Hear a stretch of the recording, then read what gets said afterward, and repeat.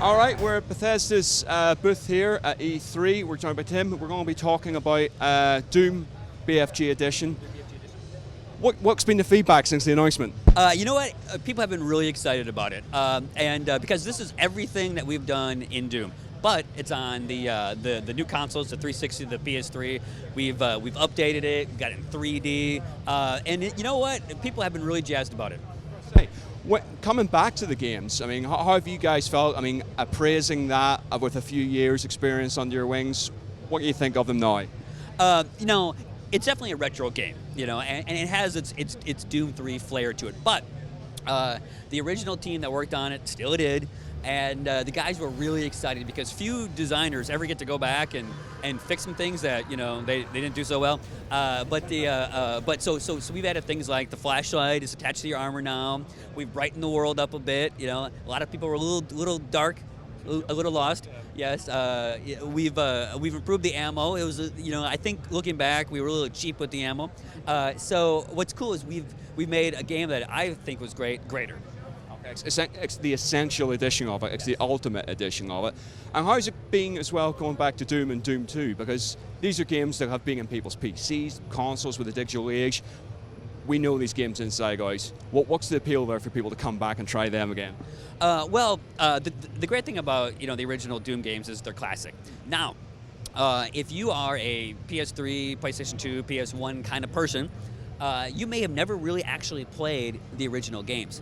I think we maybe had a PlayStation 2 version of Doom 1, but it wasn't very good. So now you get, you know, those games that most people take really for granted but there's millions of people that have actually never actually played the original Doom.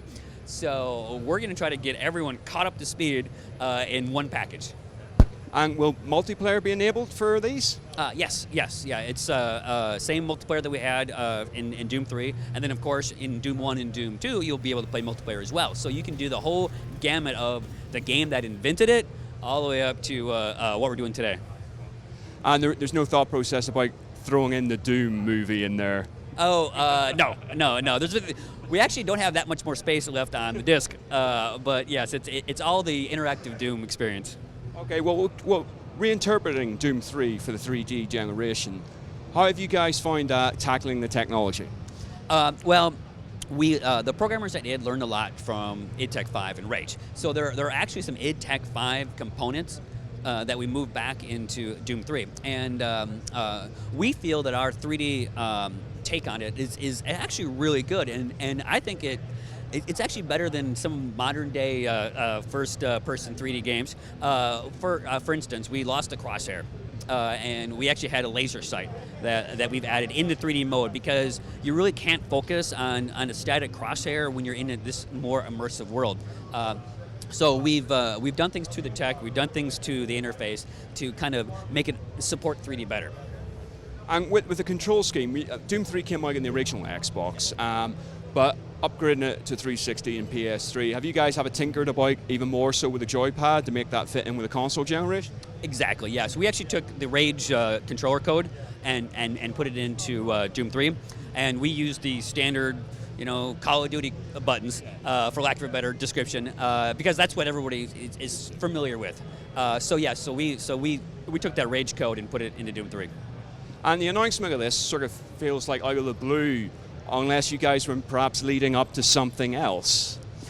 I can't say for sure, but if we were, it would be a great time to do this. To reintroduce people, just to them know Faye with the Doom name, yes? Yes, and again, you know, everyone's heard of Doom, but not everyone's played the entire catalog.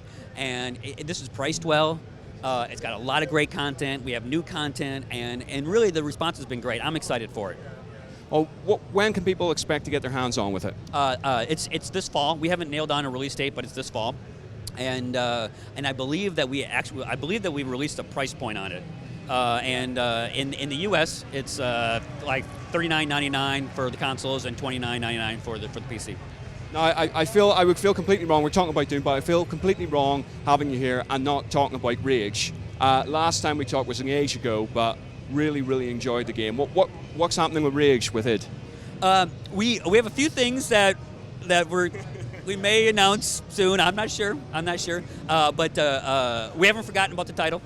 And as soon as we have some more news, we will definitely announce it. Because I see you guys are keep updating the iOS version, actually, the Mutant Bash TV with new levels and stuff like that. Is that just a continuous thing with you guys? Yeah, I mean we still need to evaluate that to see if we do want to continue with that.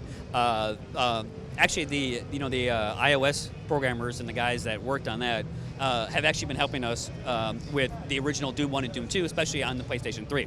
So those guys are actually tasked right now on the BFG Edition. And again, once we get this done, we'll evaluate where the iOS plan is going. And where's the company at the moment? What are you guys seeing for the near future? Obviously, coming off the back of all the announcements from the conferences and everything. We are in a period of full maturity on the consoles.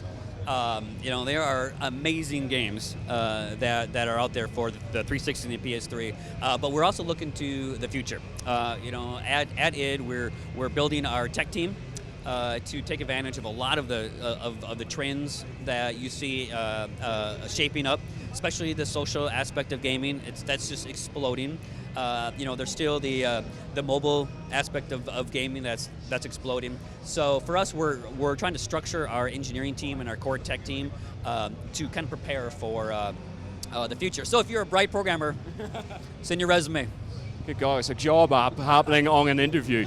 I was going to say, do you guys feel like you can retain the core of id throughout all these changes, or you feel like you're having to readapt what you guys are doing to, like what we're talking about, the new trends?